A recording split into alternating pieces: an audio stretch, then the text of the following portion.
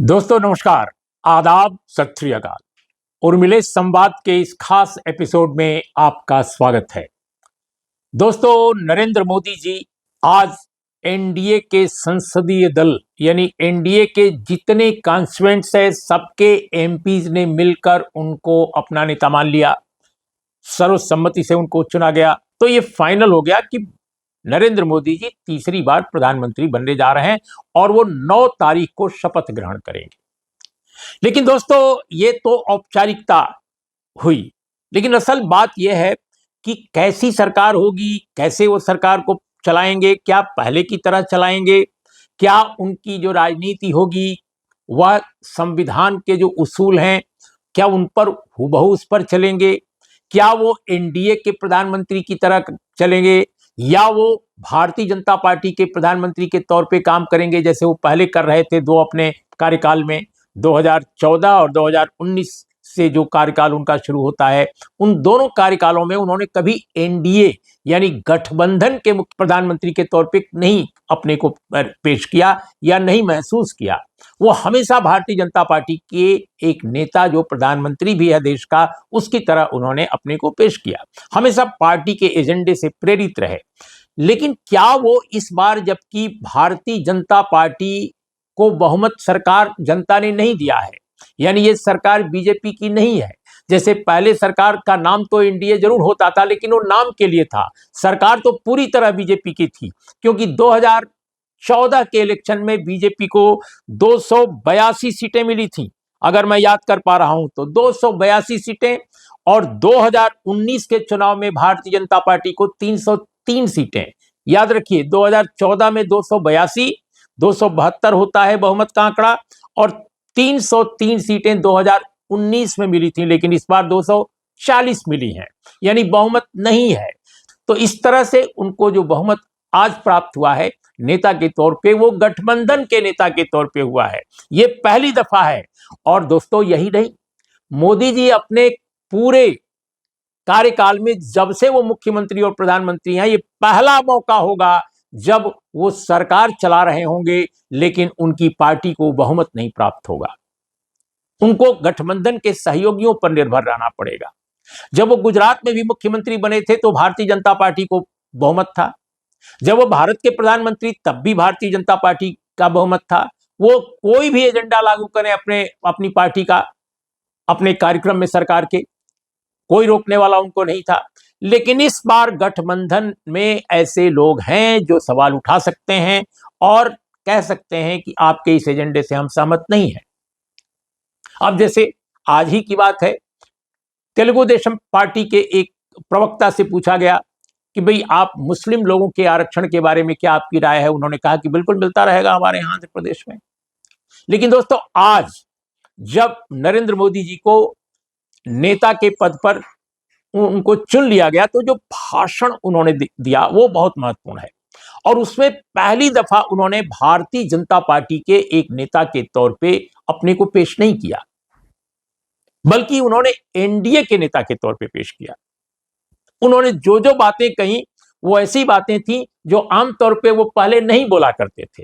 जैसे एक बात मैं आपको बताऊं, उन्होंने कही कि सरकार चलाने के लिए बहुमत जरूरी होता है, लेकिन देश चलाने के लिए सर्वमत जरूरी होता है।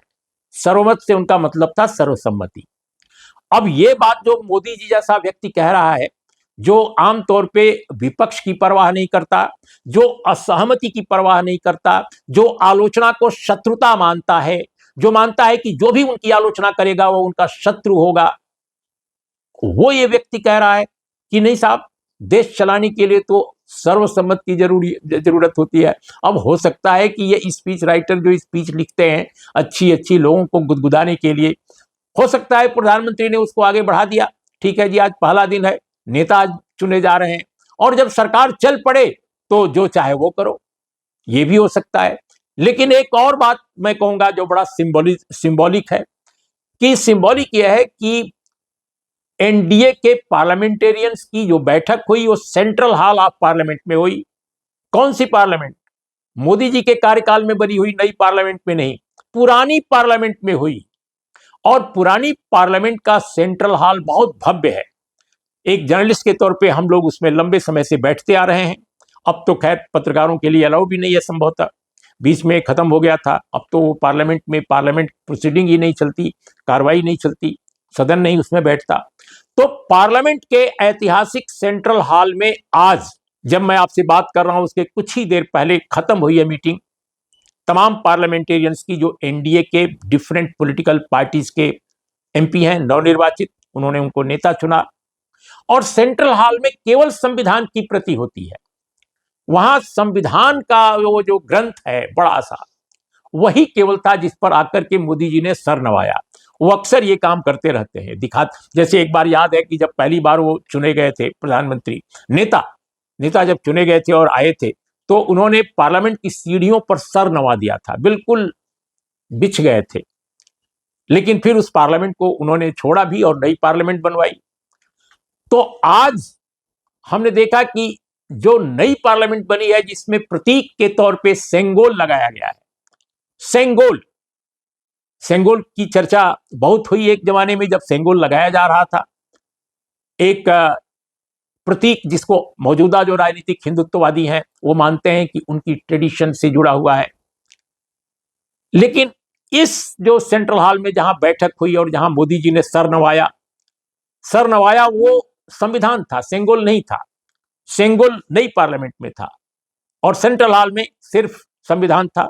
तो क्या एक सवाल उठता है कि क्या संविधान के प्रति उनका जो समर्पण आज दिखा, जैसे पार्लियामेंट के प्रति पहले दिखा था, पार्लियामेंट्री डेमोक्रेसी के एक प्रतीक के तौर पे उसको लिया गया होगा, लेकिन उनके 10 वर्षों के कार्यकाल में हमने देखा कि पार्लियामेंट्री जो प्रैक्टिसेज हैं वो कमजोर हुई।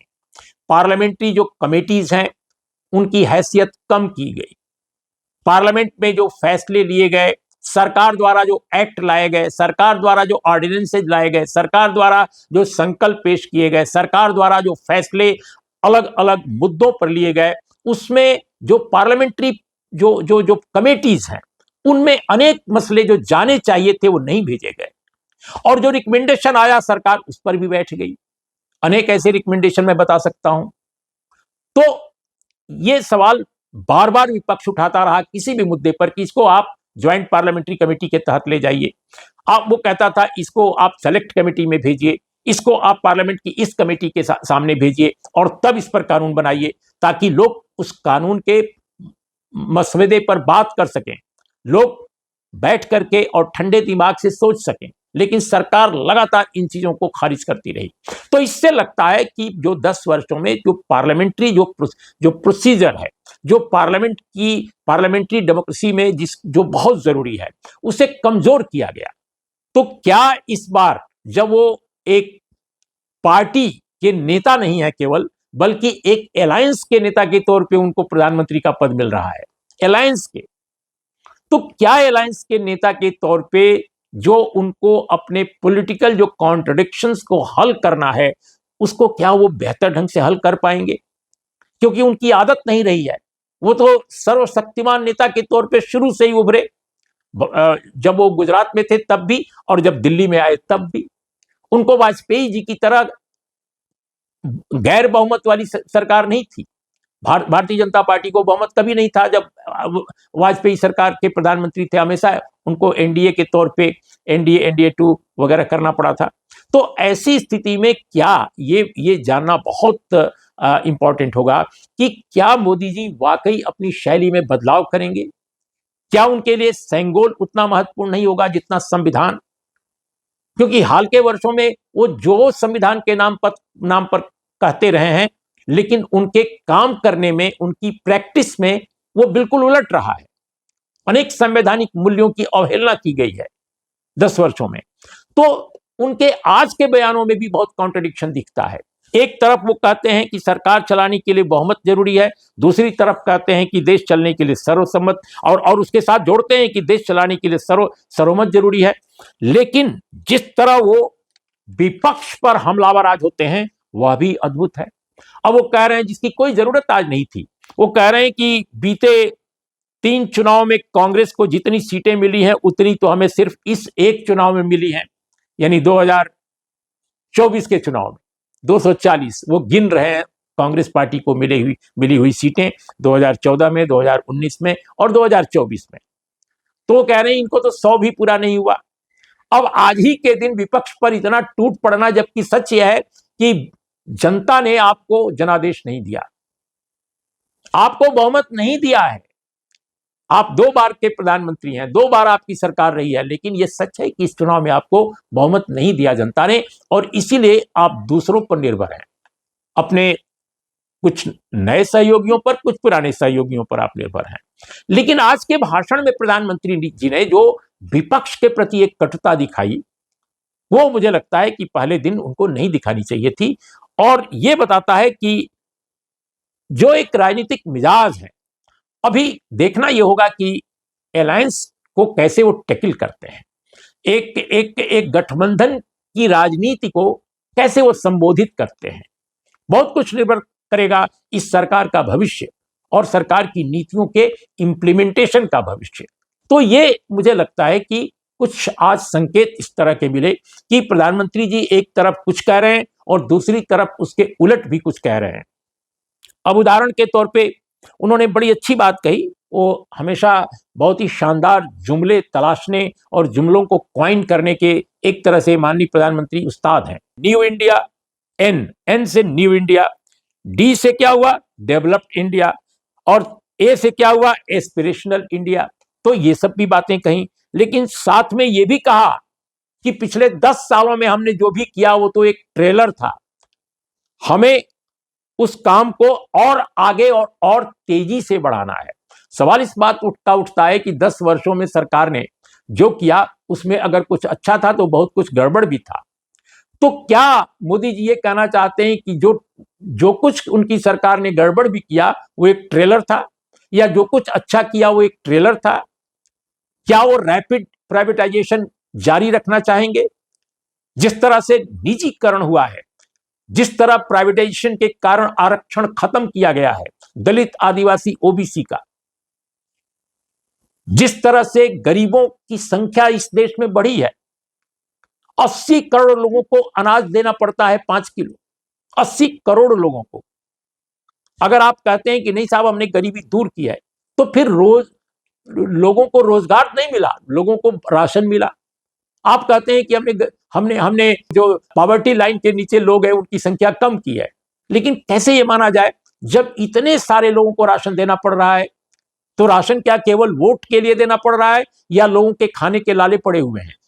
रोजगार के मुद्दे पर बहुत बुरी स्थिति सरकार की है, उसको लेकर क्या है ट्रेलर? तो आप अगर अतीत की सरकारों ने गड़बड़ किया है, अतीत की आपकी सरकार की तरफ से अगर कोई नकारात्मक काम हुआ है, तो क्या उसको करेक्ट आप नहीं करेंगे? मुझे लगता है कि अतीत की गलतियों से सबक लेना, उसको करेक्ट करना और आगे के लिए बेहतर रास्ता तलाशना, ये एक तरीका हो सकता था। लेकिन माननीय प्रधानमंत्री ने अपने भाषण में जो कुछ कहा है उसमें इस सोच की अभिव्यक्ति नहीं दिखाई देती है। उनका कहना है कि जो किया है बिल्कुल शानदार किया, वो एक ट्रेलर था, उसको और आगे बढ़ाना है। तो जो किया उन्होंने है उसके कारण तो जनता नाराज थी, जिसके कारण उसको उनकी सरकार को या उनकी पार्टी को उसने बहुमत नहीं दिया। तो बहुमत न मिलने के कारण क्या थे? अगर उनकी सरकार ने वाकई शानदार काम किया होता तो उनको बहुमत मिला होता। तो मुझे लगता है कि इसकी समीक्षा भारतीय जनता पार्टी के स्तर पर, माननीय प्रधानमंत्री के स्तर पर अगर ईमानदार ढंग से हुई होती तो वो नहीं ये बात कहते। वो कहते कि हमने अतीत में अगर कुछ गलतियां हुई हैं तो हम उनको सुधारेंगे। हर दुनिया का बड़ा नेता ऐसा कहता है, हर बड़ा नेता। हमने दुनिया के अनेक बड़े नेताओं के भाषण देखे हैं, अपनी एक सरकार से दूसरी सरकार में आते समय उन्होंने कहा कि हमने ये अगर गलत किया है तो इसको हम करेक्ट करेंगे। लेकिन प्रधानमंत्री मोदी ने ऐसी सेल्फ क्रिटिसिज्म की एक भी आवाज उनके आज भाषण में नहीं सुनाई पड़ी। तो इसलिए दोस्तों ये कहना कठिन है कि सरकार सेंगोल पर ज्यादा झुकी रहेगी या संविधान की तरफ। अब देखना है, शपथ ग्रहण अभी होना है 9 तारीख को।